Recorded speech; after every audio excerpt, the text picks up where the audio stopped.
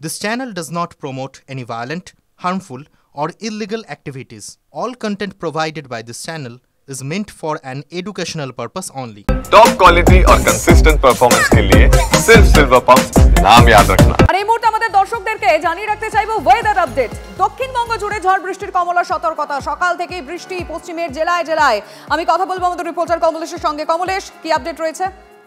দেখো, যেমন পূর্বাভাস ছিল গতকাল থেকে কিছু কিছু জেলায় বৃষ্টি শুরু হয়েছে এবং আজকে সকাল থেকে পুরুলিয়া, বাঁকুড়া, বীরভূম এই জেলাগুলোতে বৃষ্টি হচ্ছে এবং এই মুহূর্তে বাঁকুড়া জেলার উপর একটা বজ্রগর্ভ মেঘ রয়েছে, যাতে আগামী অন্তত 1 থেকে 1.5 ঘন্টা এই বৃষ্টি চলবে বাঁকুড়া জেলায়। এবং যেটা আবহাওয়াবিদরা বলছেন, বেলা বাড়লে, যত বেলা এগোবে তত দক্ষিণবঙ্গের অন্য জেলাগুলোতেও ঝড় বৃষ্টি শুরু হবে এবং এই ঝড় বৃষ্টির পূর্বাভাস শুধু আজকে নয়, আগামীকাল এবং রবিবারেও রয়েছে। এবং আজকাল উত্তরবঙ্গেও ঝড় বৃষ্টির সতর্কতা রয়েছে। যেটা আশঙ্কার, সেটা হচ্ছে ঘন ঘন বজ্রপাতের আশঙ্কা রয়েছে। এবং গতকালই খবর আমরা পেয়েছি, পুরুলিয়ার মানবাজার এক বৃদ্ধের মৃত্যু হয়েছে বজ্রপাতে। সুতরাং আবহাওয়াবিদরা যেটা বলছেন, বজ্রপাতে মানে আকাশ কালো হয়ে এলে সবাই যেন কংক্রিটের ছাদের নিচে চলে যান, কারণ অধিকাংশ ক্ষেত্রে দেখা যাচ্ছে যে উল্লম্ব বজ্রগর্ভ মেঘ যেগুলো সৃষ্টি হচ্ছে সেগুলো 8 থেকে 10 কিলোমিটার লম্বা। ফলে এই ধরনের মেঘে প্রচুর বজ্রপাত এবং ঝড় কোথাও ঘন্টায় 40 থেকে 50, কোথাও 50 থেকে 60 কিলোমিটার পার আওয়ারে ঝড় হতে পারে। ফলে সাবধানে থাকাটা খুব প্রয়োজন। লিবা, ধন্যবাদ কমলেশ।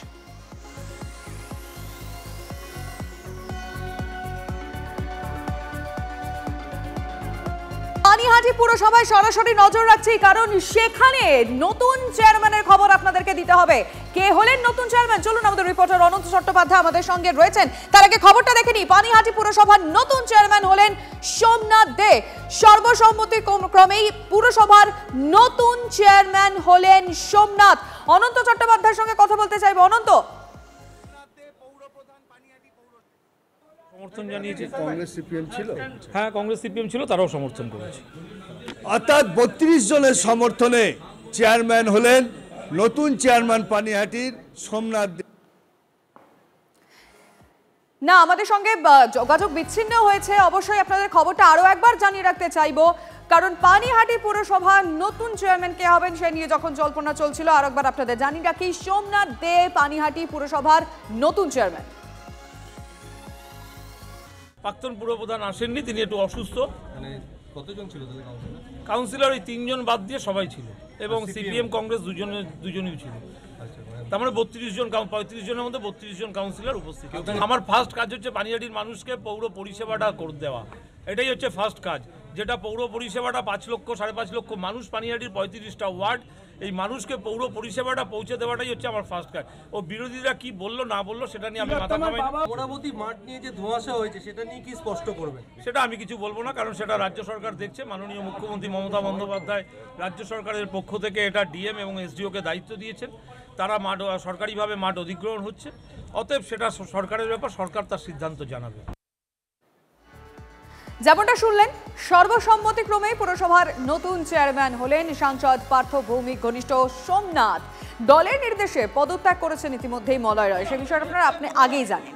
কাউন্সিলরদের বৈঠকে কিন্তু পদত্যাগী চেয়ারম্যান মলয় রায় ছিলেন না। আমরা সোমনাথদের বক্তব্য শুনছিলাম। পানিহাটি পুরসভা পেল নতুন চেয়ারম্যান। সর্বসম্মতিক্রমেই পুরসভার নতুন চেয়ারম্যান হলেন সোমনাথ দে, এবং যেটা জানা যাচ্ছে, পার্থ ভৌমিক ঘনিষ্ঠ সোমনাথ। দলের নির্দেশ ইতিমধ্যেই মলয় রায় পদত্যাগ করেছিলেন, তারপরেই নতুন চেয়ারম্যান কে হবেন জল্পনা চলছিল। অবশেষে সোমনাথ দে পানিহাটি পুরসভার নতুন চেয়ারম্যান পদে। আমি কথা বলবো আমাদের রিপোর্টারের সঙ্গে, অনন্ত চট্টোপাধ্যায় রয়েছে। অনন্ত, তাহলে সর্বসম্মতিক্রমেই একদম পুরসভার নতুন চেয়ারম্যান পেল পানিহাটি? হ্যাঁ, একদম সর্বসম্মতিক্রমেই 32 জন যে কাউন্সিলর তারা সর্বসম্মতিক্রমে সমর্থন করেন এবং তিনি চেয়ারম্যান হন। দেখো, তার মধ্যে 2 জন কাউন্সিলর ছিলেন, একজন কংগ্রেসের, একজন সিপিএমের। তারাও টেবিল বাজিয়ে সমর্থন করেন। যে চিঠিটি মুখ্যমন্ত্রীর তরফ থেকে এসেছিল নাম দলের তরফ থেকে, সেই চিঠিটি সুভাষ চক্রবর্তী অর্থাৎ ভাইস চেয়ারম্যানের হাতে দেন বিধায়ক নির্মল ঘোষ, এবং নির্মল ঘোষ সেই দেওয়ার পরে সেই চিঠি খোলা হয়, এবং খোলার পরে সেই টেবিল বাজিয়ে সেই নাম সোমনাথদের নাম আসে, এবং সোমনাথদের নাম সেই নাম তারা সমর্থন করেন। সোমনাথ দে যেটা জানালেন যে দল যে নির্দেশ দেবে, দলের নির্দেশ মতো তিনি কাজ করবেন। দেখো যে গোষ্ঠী কোন্দলের কথা উঠেছিল সেই গোষ্ঠী কোন্দল কতটা একসাথে মিটিয়ে কাজ করা যায় তারও একটা বার্তা দিলেন সোমনাথ দে। দেখো গোষ্ঠী কোন্দল অর্থাৎ তিনি বলছেন একটা বড় দল ঠোকাঠুকি থাকতে পারে, সেই ঠোকাঠুকি সামলেই কাজ করতে হবে। তবে এই ঘটনা যে এই যে হলো যে অমরাবতীর মাঠ, সেই অমরাবতীর মাঠের জন্য সরে যেতে হলো, সেই অমরাবতীর মাঠের দশা কি হবে? সেই অমরাবতীর মাঠের দশা কি হবে? অমরাবতী মাঠ রাজ্য সরকার যা চাইবে তাই হবে, এবং যেটা আমার কাছে শোনা যাচ্ছে অমরাবতী মাঠ আগামী দিনে পানিহাটির মানুষের জন্য স্টেডিয়াম হবে। এবং এই যে কতজনের ভোটে জয়ী হলেন? যারা পৌরসভায় আজকে উপস্থিত ছিলেন 32 জনই সমর্থন করেছে। কজন আসেনি? 3 জন আসেনি, একজন রাজ্য সরকারের একজন ভাইস চেয়ারম্যান, এই চেয়ারম্যান সাহেব, এক্স চেয়ারম্যান সাহেব তিনি অসুস্থ ছিলেন, আসেননি। একজন বাইরে গেছেন তনুশ্রী ভৌমিক, আর একজন কাস্টডিতে আছেন। এই 3 জন বাদ দিয়ে সবাই এসেছেন, সবাই সমর্থন। কি কাজ হবে? প্রথম কাজ কি হবে?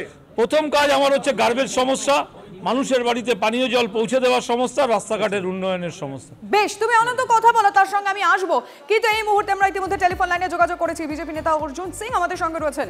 অর্জুন বাবু, পানিহাটি পুরসভার নতুন চেয়ারম্যান পেলেন সোমনাথ দে, এবং আপনাকে জানিয়ে রাখি সর্বসম্মতিক্রমেই কিন্তু পুরসভার নতুন চেয়ারম্যান হয়েছেন তিনি। আপনি কিভাবে দেখছেন? তৃণমূলে আবার সর্বসম্মতি হয় না, যারা বিরোধীরা ছিলেন তারাও কিন্তু সম্মতি দিয়েছেন, তাই জন্যই বললাম। তৃণমূলের কোনো বিরোধী কেউ থাকে না। তৃণমূলের লুটের জন্য কিছু লড়াই হয় নিজের মধ্যে, ওটা আবার লুটের হিসাব পেয়ে গেলে সবাই ঠিক হয়ে যায়। ওখানে নান্টু ঘোষ আর পার্থ ভৌমিক এই দুটো টিম চলছে। ওখানে আমরা, আপনার মনেও আছে আমি আগেও বলেছিলাম, অভয়াকে যারা ডেড বডিকে জোর করে উড়িয়ে দিয়েছিল মমতা ব্যানার্জি ইনস্ট্রাকশনে, যে কাউন্সিলর, তাকেই দায়িত্ব দেওয়া হবে, তার জন্য এই নাটক হচ্ছে। আর আজকে প্রমাণ হয়ে গেল সেই লোকটাকেই দায়িত্ব দেওয়া হলো, সেই লোকটাই চেয়ারম্যান ওখানে বানানো হয়েছে।